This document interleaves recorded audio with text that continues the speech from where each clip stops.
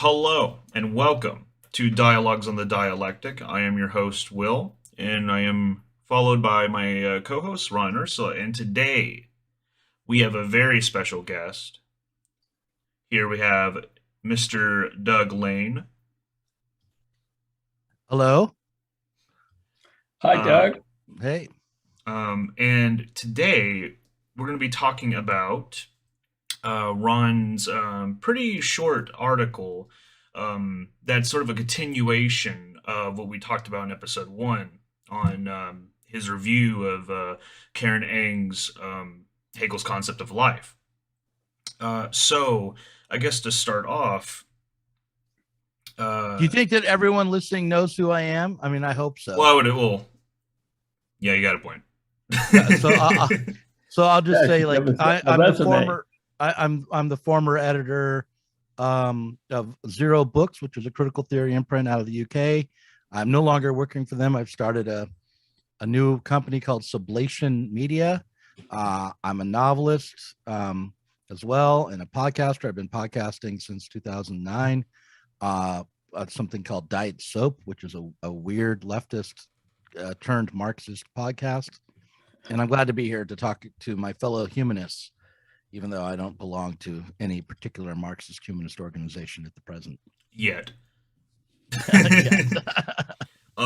No, yeah, I mean, we can, y'all, and also everyone should check out Diet Soap Media, or they're, It's uh, Sublation Media. Diet Soap is the name of the podcast at this ah, point. We keep going back and forth on that, but that's yeah, sublation, like yeah, to like from Hegel to sublate to rise up and transcend and negate to all to in one go. retain, overcome.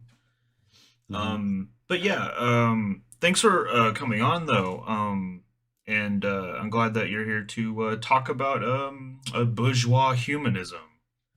No, but yeah, but today, pretty much the conversation is going to be centered around like, what is freedom, you know, and Mm-hmm. and from y'all's conversation on your channel when you allowed us to be, or at least news and letters to be interviewed or have a conversation, Mm-hmm. there was a bit of misunderstanding. Um, not necessarily with you, but with a lot of the reaction to it. Mm-hmm. Um, there was a lot of people who um, might have not understood what Ryan or so were talking about. So hopefully we can clear up those misconceptions here. Mm-hmm. Mm-hmm. Um, but Doug, is there anything that like caught your eye with the piece? Well, let's see. Uh, I'm just going to read a section of it here which is Karl Marx's idea of freedom. It says Marx never wavered from following out the principle of the human as the embodied idea of freedom. Unlike Hegel, Marx's idea of freedom is directly part of life and nature. Marx demystified Hegel, who had to extrapolate how to anchor his pure idea in actual life and then nature. Marx's universal is the human capacity to make an object out of their own life activity and to freely determine it. Um, the freedom, this freedom idea always comes up against and never merges with any given way of human life activity, and relations with nature are socially structured and materially limited by the level of development of productive forces. The specifically human dimension of life activity is to produce in freedom beyond the realm of immediate physical need and beyond the given social necessity that mediates the individual's free play of their own physical and mental powers and their engagement with nature. So I'm not so sure how far away this description is from Hegel's idea, the pure idea of human freedom, in actuality. But I mean, the way I tend to think of it is that Marx understood the way in which a certain kind of freedom had emerged in bourgeois society in more deeply than Hegel did, and that allowed him to develop a critique of the kind of freedom that we experience today. But the pure idea in Hegel, I think, still is something that carries on in Marx, even though Marx has more of an emphasis on material production rather than simply materiality. But Hegel definitely thinks of the relationship between, like, the pure idea is not for Hegel. So as I understand it, I mean, it depends on where we're talking about in the logic or the phenomenology, but lifting from the phenomenology in my reading of that, the pure idea or the absolute, maybe they're the same thing, I'm not, correct me if I'm wrong, is not a concept or simply mental. It is the mediating force that allows for the split between subjectivity and objectivity to arise to begin with. This is a necessary gap between the subject and the object, which is never simply a gap, but is always a lived activity. The way I think of it is, like, if you are going to represent the world, you might paint a picture, you might take a photograph, you might make a recording of audio. However you do it, you are the representation that you have is mediated by some structure that and how that structure is built and what it does is what we are free to develop and change and alter. Yeah. That is our relationship to the world, and our freedom in that terrain is real human freedom. Yep. Oh, go ahead. Yeah, well, you raised a lot of different angles on the question of dialectic and pure idea. Yeah. But I think what's really helpful to me is and Karen Eng was especially helpful in really tracing the movement from concept to idea in Hegel. And he doesn't actually get to idea until he gets to life. And he said, this may seem crazy, that something so concrete and so real can be the real foundation for a human logic. And he talks about the organic being as being the foundation for a dialectic in which the other of itself is its own inorganic self that both constrains and nurtures its imminent development to be what it is as a universal. Now, animals have that. They become, over the course of their development, a universal of their kind through this imminent relationship to nature. And Hegel even bows down, doesn't bow down. He says animals don't bow down to what's outside of themselves like humans do, because they don't have that capacity. They eat it up and make nothing of it, because it either is going to help them become what they are or it isn't. They are what Marx calls their direct life activity. But humans have this cognitive capacity that I think you were referring to, when you talk about how, when we look at something, when something becomes an object for us, it's all structured by certain elements that from where we came, and it's a lot of the way critical theory talks about dialectic. But what Marx is saying is that cognitive capacity is what makes the living being, the dialectic that begins from the idea and the living being, something much more profound and concrete in Hegel's dialectic of freedom. In other words, that's where the quote that you read, that's Marx's beginning and both differentiating himself from Hegel and beginning anew. Because what he says there is, Hegel, you're right. And if you read the 1844 manuscripts, so much of those manuscripts are shaped by Hegel's concept of life. But Marx is saying, why the hell do you have to extrapolate this so abstractly from this movement of the pure idea? I mean, that's what the logic was supposed to be. And this caused Hegelians no end of headaches. And that debate, that's part of what Karen Eng was kind of putting all those tendencies and different factions of Hegel scholarship together and crystallizing it in a book, which was quite nice for me. And she actually cites this quote from Marx, where he says, "This is what makes humans humans. Their free cognitive capacity means that they can make an object out of their own life activity and freely determine it." Now, that's the thread that Marx follows his whole life. And he says this universal never directly merges with any given stage of development, and it never ends. Contra some Marxists like Zizek think that, oh, Marx comes to heaven on earth and comes to the end. So, no, this never ends. It never directly merges. This is an absolute unfolding of creative dispositions and needs and in a universal human exchange. Yeah. At the end of the phenomenology, there's a bunch of religious language about the infinite and God's mind and all of that. And the reason for that is because precisely the absolute is the realization of the potential for infinite unfolding when you grab onto to human freedom. I think the thing that came to mind as you were talking about the organism and the inorganic and the organic and the difference between the animal and the human was I saw a documentary film that was somewhat about human freedom.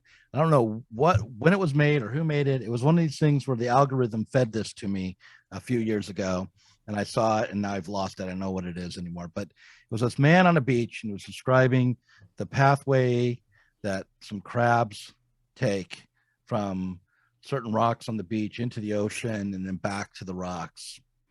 And he said, they've made this trek for who knows how many years, thousands of years, tens of thousands of years, always the same.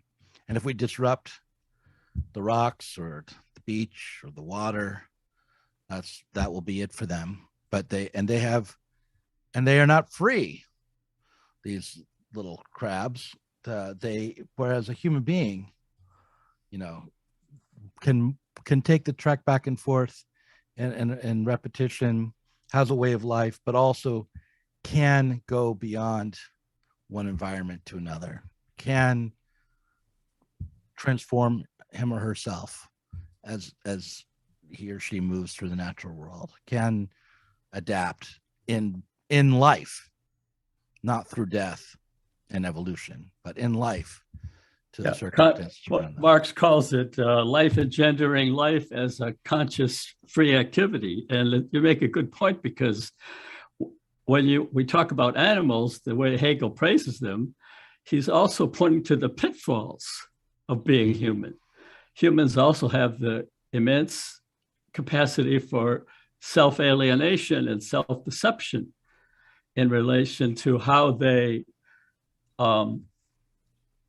make the whole of nature into some kind of organic whole through which they engage each other and nature. Like in pre-capitalist forms, I just read this wonderful book about the pre-Columbian Americans in the Southwest who just believed so much in this rain god because a little bit of rain falling was like the most precious thing of all. And they built big civilizations, and they had lots of trade and lots of development, but it was all shaped by this myth. And what Marx talks about is humanity is shaped by this global human myth. It isn't like the people versus another people that you can start enslaving as soon as those other people interfere with your business.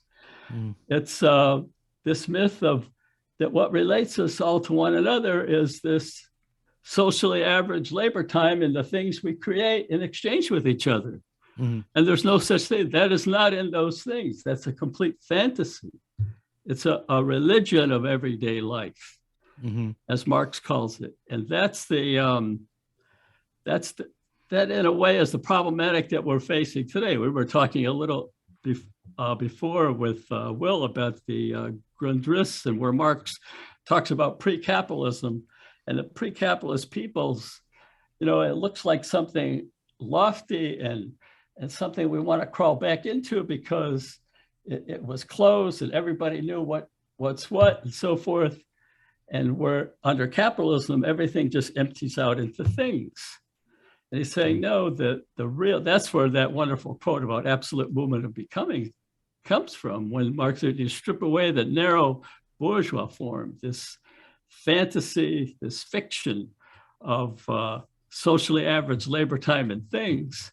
Well, what is wealth? It's this constant development of creative dispositions and needs, capacities, pleasures, and all those beautiful things, and the full development of human mastery over themselves and nature and so-called nature, as well as humanity's own nature, the absolute working out of creative potentialities with no presupposition other than previous historic development, which makes totality of development, that is the development of all human powers, an end in itself, not measured on a previous determined yardstick, where they do not reproduce themselves in one specificity, but the production of their totality.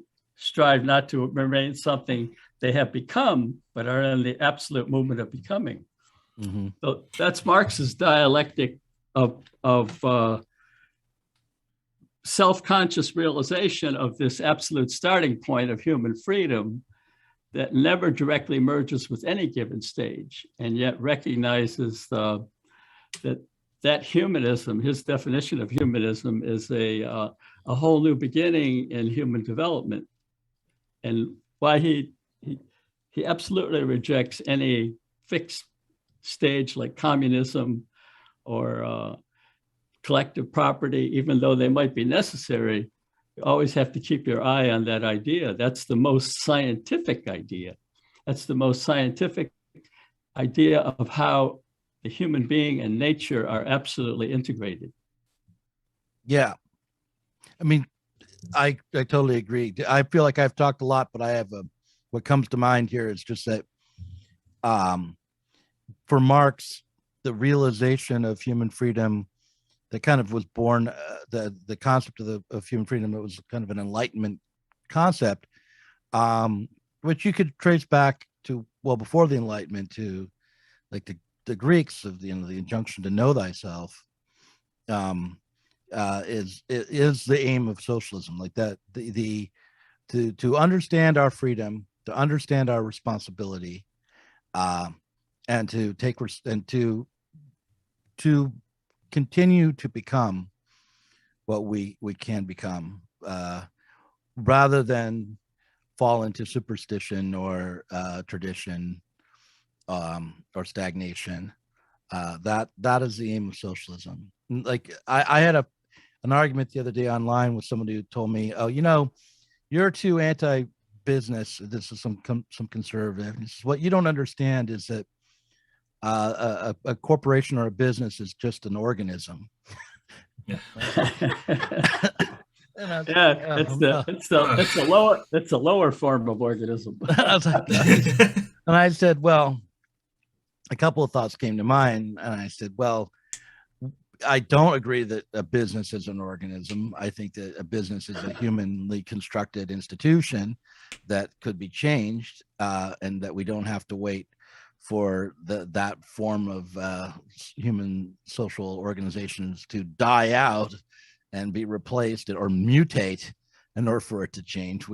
It's not just organic. And I said, the other thing is, you say it's just an organism, like that's some great thing, but we have this notion of nature as something that's self-perpetuating and harmonious, and that can be held in kind of a stasis that finds a balance. Like the ecosystem is always aiming towards a balanced state, which is sustainable. But the truth of nature is that it's filled with disaster.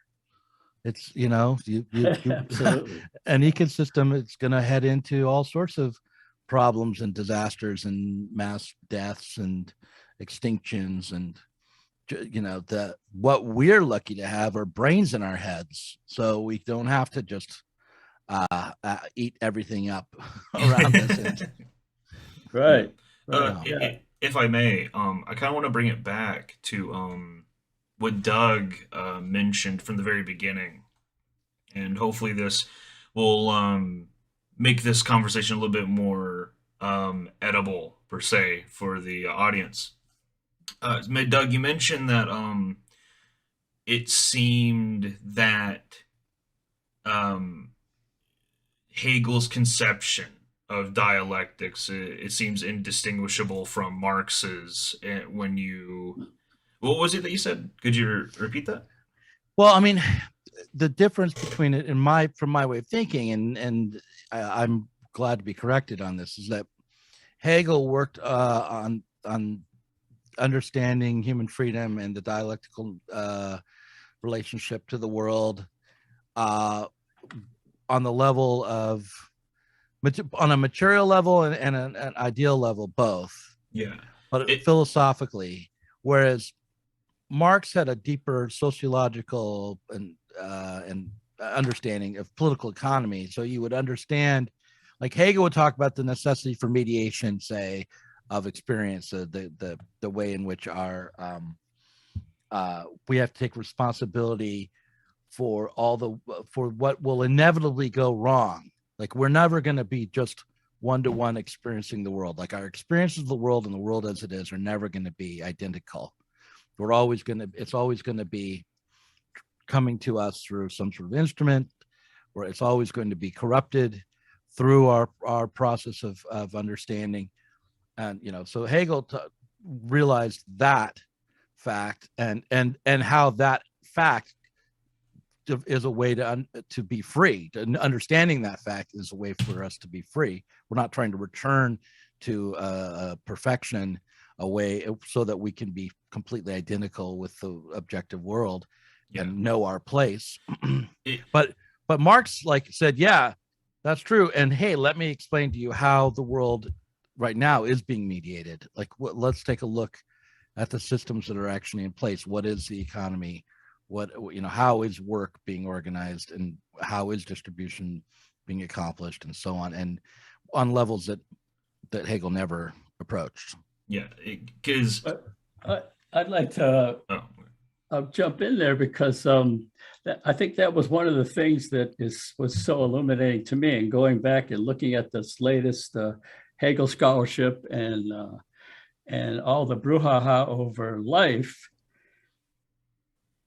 what one sees is both the continuity, which I felt, Doug, you put really well about between Hegel and Marx on the question of how all our relations are mediated, and it's coming to grips with that mediation that's critical, but also a discontinuity, because what the reason I have in here that Marx demystifies Hegel is that Marx asks after he goes through life, and Hegel eventually gets to nature at the end. And this is the part Karen Eng actually leaves off. Marx says that caused the Hegelians no end of trouble, and they're still fighting about that. There were still controversies about that. It's a moment that Lenin got very excited about when he got to, from one perspective, but Marx was excited about it from an even different perspective than Lenin. And what Marx says is, why did it take you so damn long to get to nature? And it proves that all this disembodied development of thought is nothing until both life and nature are something. And both that idea of freedom that's directly a dimension of life and nature in Marx is saying that's where you have to begin. And because he begins there, that's what makes his critique of capital so profound and concrete. And going back to the question of science, you go through the development of capital. Every time science comes up, it's shaped by this horrible mediating power of the thing with a logic of its own. This socially averaged labor time in the thing is what is treated as something. This fiction shapes science. So Right. The first moment of that was when they said, "Oh, you can't have a 8-hour day because, or you can't have a 10-hour day because all profit is made in the 11th hour." And but Marx was saying the workers were saying something more profound and concrete when they demanded a normal working day. They came to grips with the fiction that had no respect for the limits of human nature. They were using up 3 generations of one, or external nature. Marx adds that in there too. And he said the workers were more profound and concrete because they were saying, when does my time become my own? When does this activity, that human activity, become something that is part of my development, part of human development? And then when you get to the other section, when you get the relative surplus value, where you get more value, surplus value out of a given working day, Marx critiques that the science all goes into the damn machine, which is this congealed social average labor that dominates the human being and tries to dominate them more perfectly, tries to make all of life according to the algorithm, or make the humans compete with the robots in the Amazon warehouse. And they say, we're not robots. Right. Do you think that Nietzsche has this concept? I know he's a verboten, and I'm not a Nietzschean. I definitely prefer the I think of Nietzsche as a one-sided social critic, but he has this idea of second nature, that human beings have a second nature, that they have their natural endowment, whatever it might be, in terms of their height or their hair color or their skin color, or their whatever, all their gender, or their sex, I should say. They have their natural endowment, but they also have their second nature that's given to them by society and circumstance and the family. And that part of their nature is the part where there's a room for real freedom, where you can, through coming of age is sort of the process by which one takes charge of their second nature. And I feel like human beings in general have a second nature, and right now that second nature is based on the exploitation of labor in a class society, but that we have the potential to change that second nature. And through doing so, we may very well change some of our natural endowment. We may, discover that we become taller or more robust, or our IQs become, we get higher IQs. I see. I can't even talk because I'm held down by capitalism. But the point is, I feel like second nature is a clearer concept than nature, because when you say nature, you tend to go back to that kind of blind organism, that the animal that doesn't have the self-understanding to be able to change the process, the process of mediation between itself and its environment. Well, it reminds me, when you bring up second nature, it reminds me of what the Frankfurt School Marxist Erich Fromm talks about within Marx's conception of man. And in it, he mentions how our nature, there's a nature where it's our primal instincts, right? We need to procreate, eat. We get scared of loud noises in the dark. But he also says that there's another one, which is the social historical of what you mentioned. And what I want to say is that I think what Ron's trying to say is that we aren't, we are a part of nature, yet we're separate. We are nature aware of itself. Right. So when we talk about nature, it's not something that has no relation with us, right? Right. And that we're and this goes back to what is the difference between Hegel and Marx? And one of the major differences is that while Hegel focuses on disembodied consciousness, Marx focuses on the material human being, the whole human being through our activity. Right. Um, and it's that relationship between the active human being and nature that, that's history. Right. Um, and it goes back to, like, what is freedom? And to me, freedom is, the act of uh, really creating ourselves through our the way that we produce. Right. Yeah. Uh, but I And don't. are we I don't producing think I don't think alienation, or reducing. are we producing our humanity? Well, what do you mean by alienation? Maybe this would be a good. Well, I was thinking about the question that you raised regarding Nietzsche.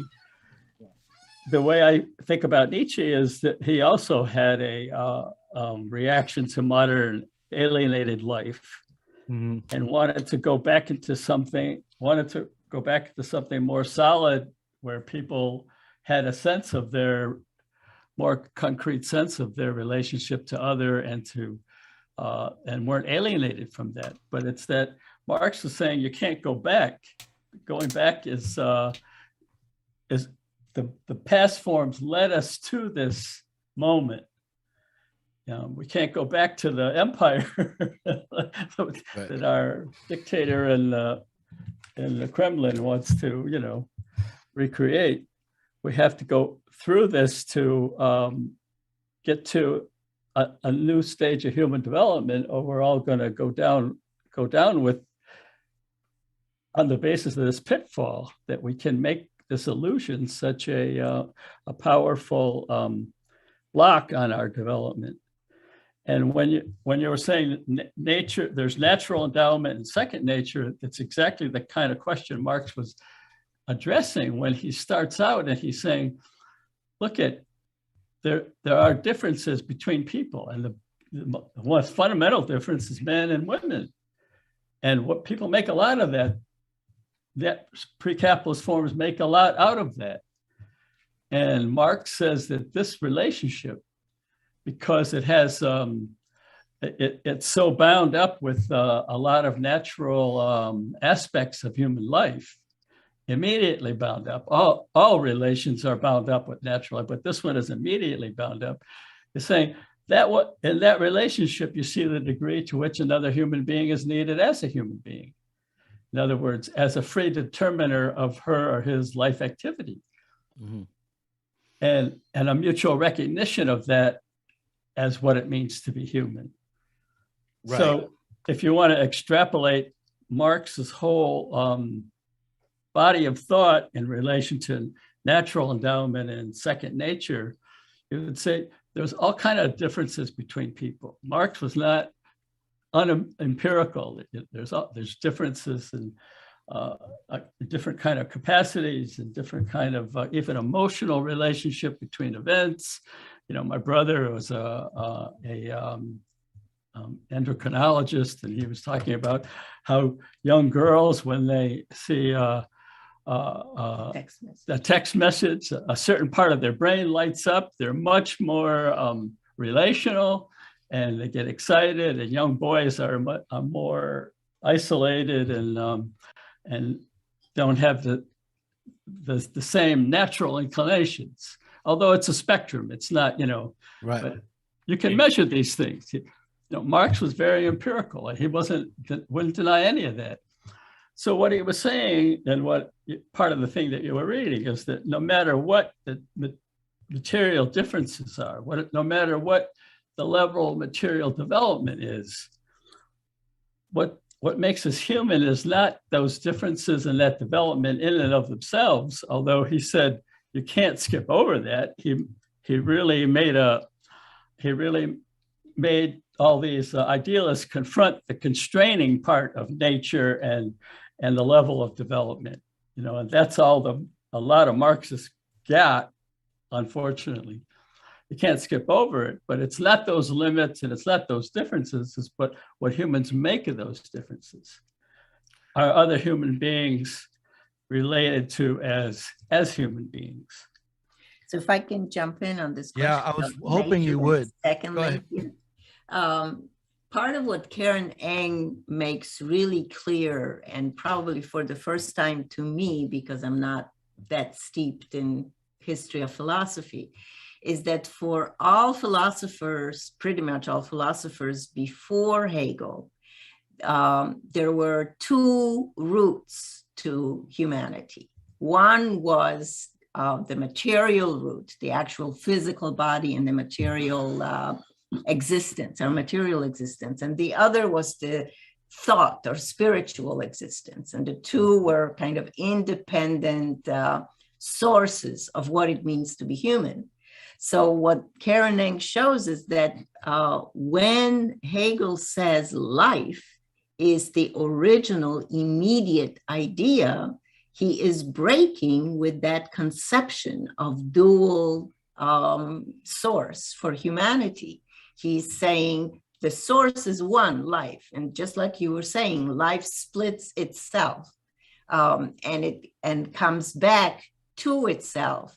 So when we talk about nature and then second nature, it's a binary that all of Hegel's logic is trying to say we have to get through.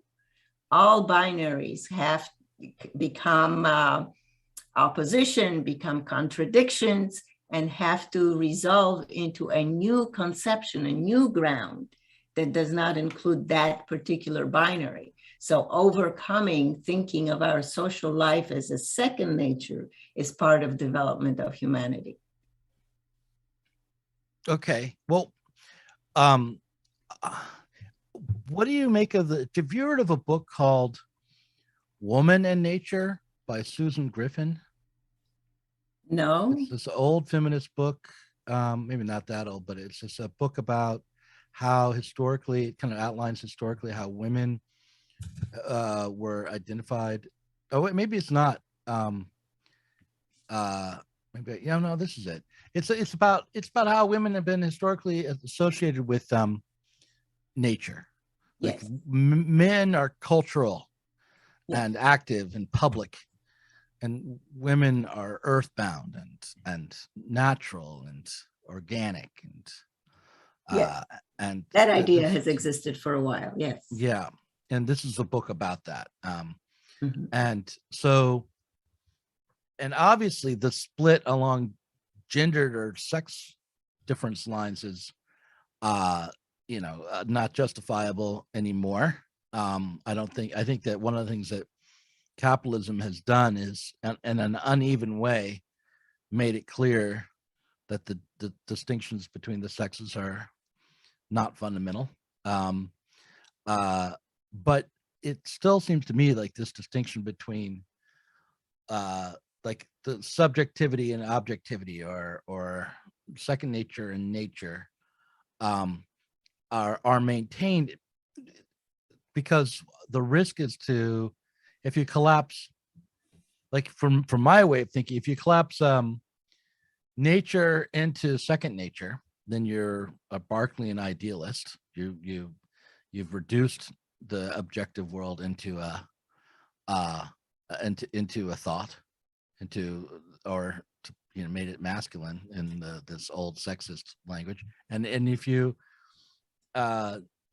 do the opposite, then you've eliminated subjectivity. You've made the second nature into something that seems fixed and objective, and this idea of freedom is what stands in between whatever the binaries are. It's a space that sets up the binary, which is like necessary to have a binary of some kind, to some split, some opposition, but how we not only conceive of it, but also act it out productively is the realm of freedom. That another thing I want to bring up is back to Nietzsche for a second. Is this, like, the way I distinguish between Nietzsche and Hegel is Nietzsche had this theory of the master and the slave, or master and the servant, and he complained about the slave morality of Christianity that had come along and usurped the strength of the master, and like built up this resentment and these complaints against the master, built on guilt, which was all this weakness of the slave was actually, the Christian slave was actually a way of creating power for itself, he would point out, and I think that there's some truth to that.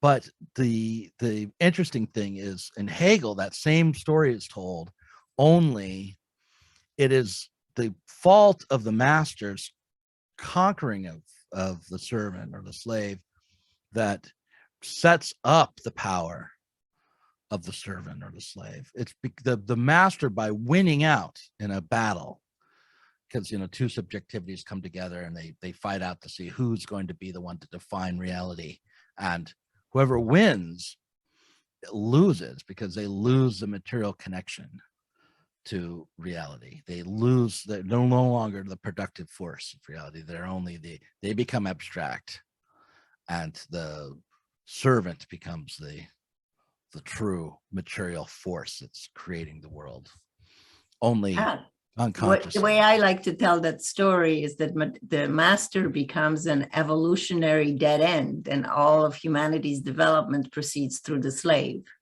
Right. Yeah. Right. The evolutionary might be a word that I would question, but yes, it's not Darwinian Revolutionary. Well, dead end in any case. Yeah, it's a dead end for sure. Yeah, there's a very good challenge to a lot of the way the master-slave dialectic has been embraced by Marxists, that some practically stop there and say, well, that's Hegel recognizing production relations and this, that, the other thing. But Hegel goes a lot further than that. But the book I'm referring to is by Susan Buck Morse, who went back and wrote this book. I think it's called Hegel and Haiti. Have you heard of that? I've heard of that book, but I haven't read it. Yeah, well, it's a very challenging new way of looking at it, because Hegel has two beginnings to spirit in the phenomenology. One is ethical life, or what he calls Sittlichkeit, the customs and orderly life processes that make life possible, make what Antigone says, the life of a free people possible. But he came up with this wholly new thing, and the Hegel scholars were trying to figure out, where did he come from? Where did this master slave come from? And she said, how did they miss it? It comes into being right after the Haitian Revolution. And Hegel is, full of talking about, his morning prayers, reading the newspaper, and, everything that was being talked about at that point was the Haitian Revolution, this slave revolt under that new global capitalist form that made slavery much worse than anything it was in pre-capitalism, because it made the slave a part of the original commodity for capital accumulation. And she has a lot of evidence to show that that this is where it came from, and it's a very interesting take on this. Yeah, I keep being returned to Haiti, and people.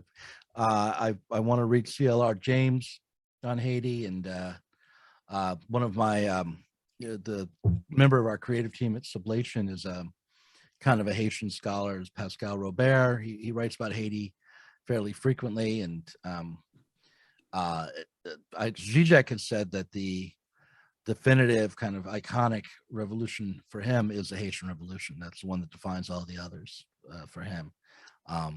So I totally can see that why it would not surprise me that Hegel was influenced by that historical moment and the reality of the Haitian Revolution. I feel like one of the nice things about this conversation so far has been that we've had a lot of points of agreement, but it also seems like we've remained on a kind of abstract level. And how do we start to, I mean, the Marxist project is the project of changing the mode of production and overcoming the very category of the working class, and so there's a self-overcoming there. And I feel like the Marxist left is as far away from organizing those kinds of changes as ever.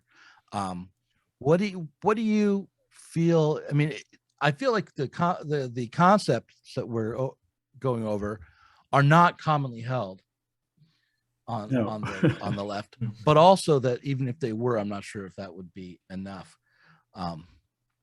So, well, yeah. I think it's at times like this, like the way I start out, is that the things are so depressing, and it's not you don't need Marxists to know that a much worse thing than globalization is deglobalization, and the kind of script that unfolded in the 1930s, and we see it happening, as we speak, when capital reaches its internal limits and the rate of accumulation collapses the way it has under this capitalism since the 1970s, and you have this perpetual falling of any kind of notion of bourgeois democracy or freedom, it organically, I want to use that term, it organically devolves into fascism.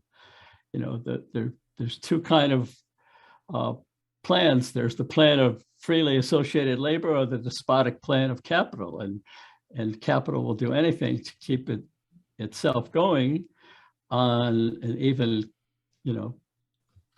backtrack on trade and all this other stuff. And this devolution that happened in the 30s is what a lot of commentators are seeing, and they're scared. While you were talking there, my phone started lighting up, and my mother keeps calling over and over again. Okay. So I want to just touch base with her and make sure that she's just calling accidentally, or because it looks like she keeps hanging up. But I want to make sure there's not like some family emergency. So hold on just a moment, okay? I'll be right back. Okay. I am back, by the way, so everything's fine. So that's good. That's good. Yeah. But I guess what I wanted to before we have to stop recording, I do want to go back and sort of talk about what you mentioned before, and that is, it seems that the if you want to say there is one, a Marxist left, like for instance, the United States, seems lost and at ends.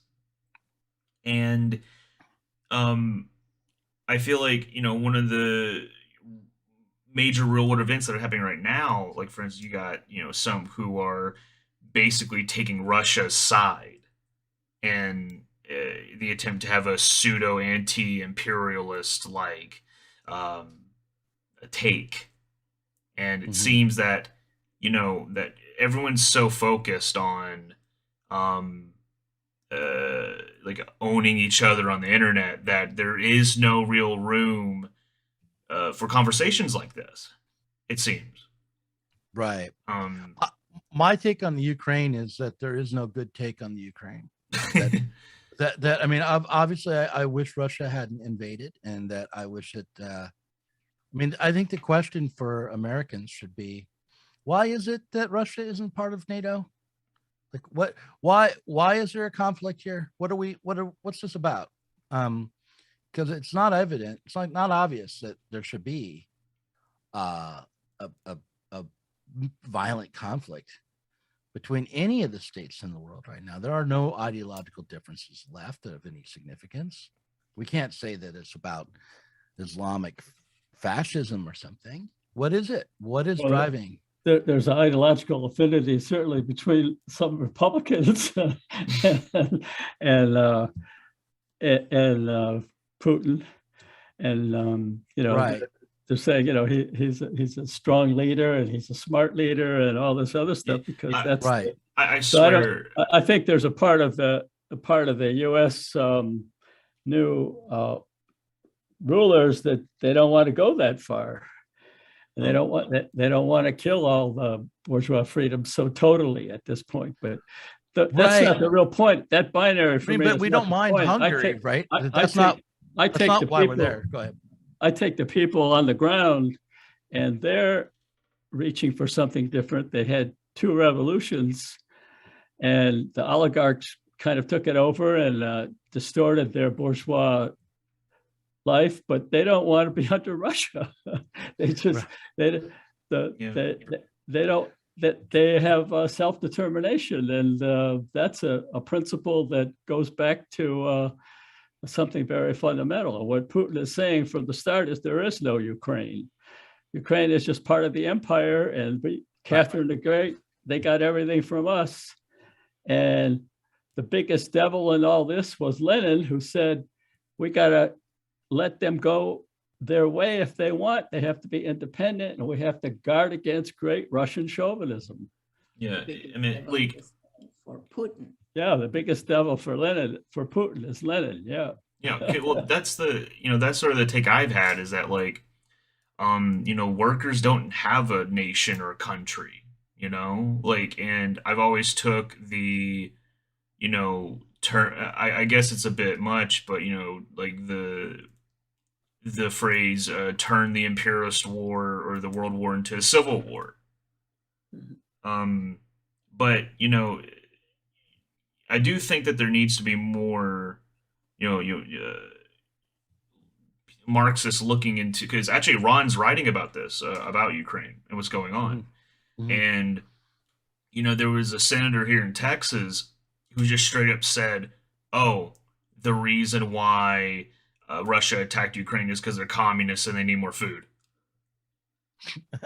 Like that happened. Like, Yeah. And I don't know how many people are going to take him seriously, but we do need a materialist understanding of what's going on here, and I think that that's one of the many reasons why a Marxist organization is needed in these times. Yeah, I agree. I don't think that I'm obviously I'm no fan of Putin, but I don't know if like the reason why there's a conflict between the West, say Europe and Russia, can be explained by the internal policies towards the domestic population of Russia. Like I don't think it's a principled stance on the part of the EU or NATO to look to Russia as a potential enemy. Before you left, before we broke off our discussion, I consider this this move as just part of the disintegration of capitalism on a global scale, and Putin is the most ugly manifestation at this moment of thinking you can go back to something instead of make Russia great again, or make Hungary great again, or India great again, or America great again, based on some mythical past. The past is what led us to this moment, and it's through this that we get to something new, and that we can't be abstract about, self-determination. Self-determination of nations has always been a fundamental principle. What Lenin worked out was that self-determination is more than just a principle, but it's part of the very organism for how people can reach for internationalism through their, overcoming their national oppressor, and it's not nationalism. It's national consciousness, as Fanon once put it. That's not nationalism, but a way to internationalism and humanism. Yeah. And Well, if we get back to something that Doug was saying before, is how can Marxism make a difference? Because I have a lot of sympathy for the view that people who call themselves Marxists don't seem to be having any answers. And I've read one critique that says Marxists in general are good in pointing out what's wrong with existing system, but not so good in saying how the new society is going to be different. Mhm. What specifically is going to be different that will make a difference? So that's what this discussion of Marx and Hegel is trying to address, how the new society is not just a new stage of the same duality, but that the difference will be not just the physical presence of freedom as a different idea, say we overcome racism or sexism or whatever, but that for thinking consciousness, it becomes the realized and recognized process of development, that we recognize our humanity as the creation of our history and our ongoing efforts. And so we're trying to address what specifically is going to be different in the new society. It's not going to happen because the Marxists say this or that. It's going to happen because people will stand up and say enough of this. But once they say enough of this, are we going to create another static form that is going to have to be overcome? Or are we finally going to realize that this process of development is who we are, and we don't have to be stuck with any particular abstraction ruling us? And that really goes back to really the main topic of this recording, and that is, what is freedom? What differentiates us from animals? The ability to put in perspective our own conscious way of living or activity. But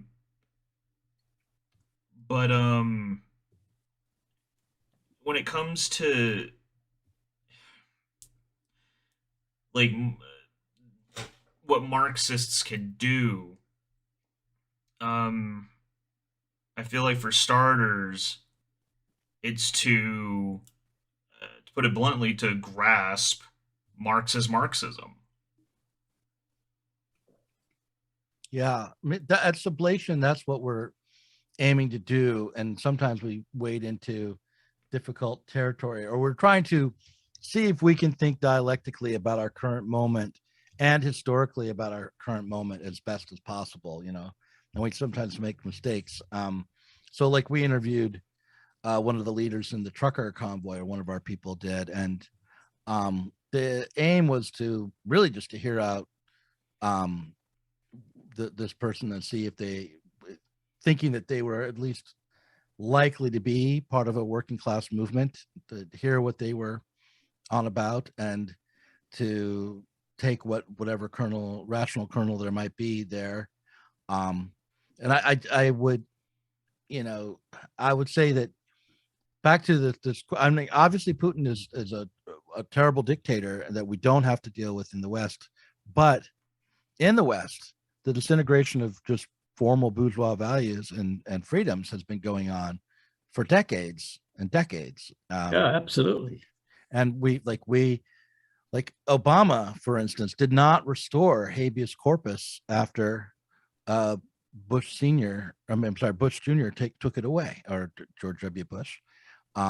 He did not end the massive surveillance of Americans. Yeah.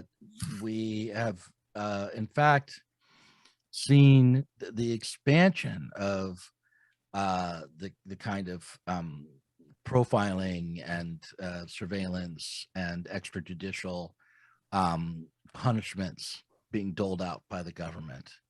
From the moment of George W. Bush, where I thought we'd lost America. Like I thought, oh wow, we've lost fundamental freedoms in this country after 9/11, and it seemed like, yeah, we did, and it's just continued. And when we look at other parts of the world like China and Russia, we should see continuity between ourselves and there rather than discontinuity. I think, like, we are relative in many ways. We're relatively free in the United States, and there's downsides to it. If you just, some people are praising the Chinese reaction or Chinese approach to COVID as protecting their citizens, but so that would be a downside to freedom, is that you're more likely to get COVID. But nonetheless, like, we should not kid ourselves that there is a good side to be on in this moment. And like, I don't believe that I can't see a good stance to take other than the invasion of Ukraine should stop.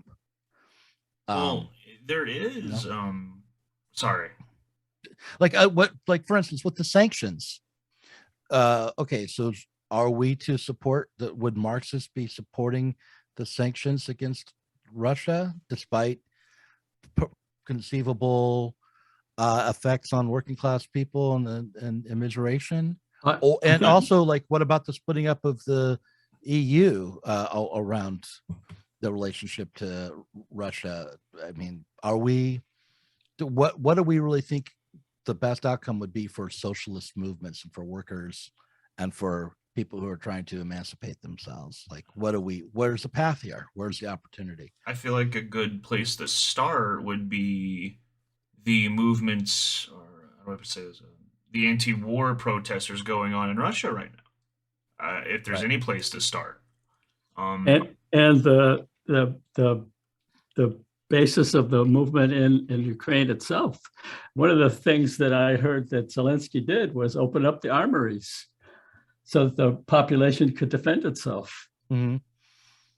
I haven't heard one thing about the Russian peace movements. So that is something that I. Oh yeah, there's demonstrations all over the country, thousands of people, and they're taking tremendous risks. Putin has, unlike the U.S., which I agreed with some of your earlier comments, the legal structure for a totalitarian state, is put in place since the Patriot Act.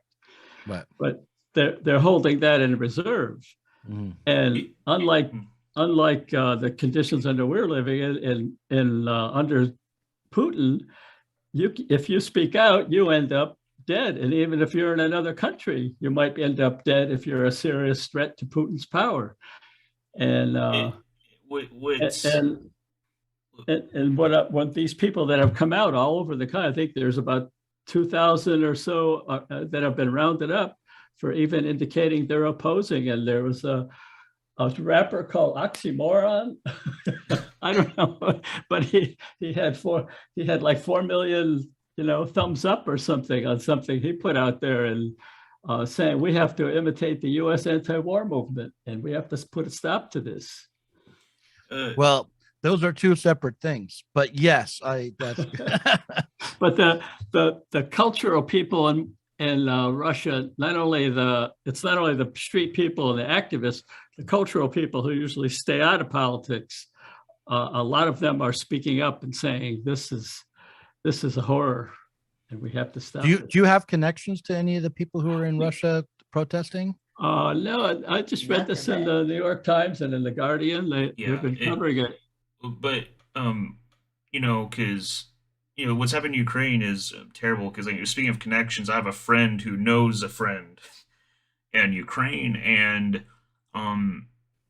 they're having to at first they had to like leave because of the cultural issues with trans people, but now they're having to leave again because of the Russians, and they do tell stories about like how every minute or so they're fearing for their life because there's always sirens going off. And I think that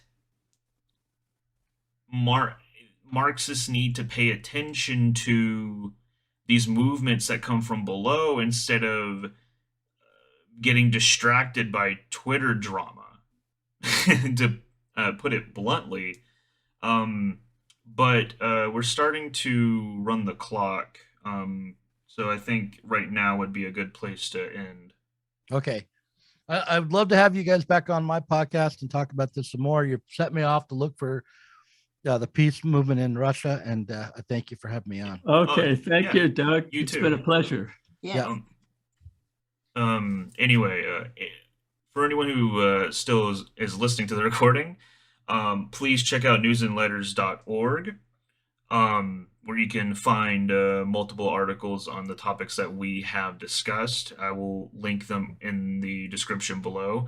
And I would like to thank Doug Lain for being here. Thank you. Thanks. And the full essay that we were basis for discussion is called Marx's Demystified Dialectic and the New Society. A lot of things we didn't get a chance to cover. Yeah. But thank you for being here. Thank you.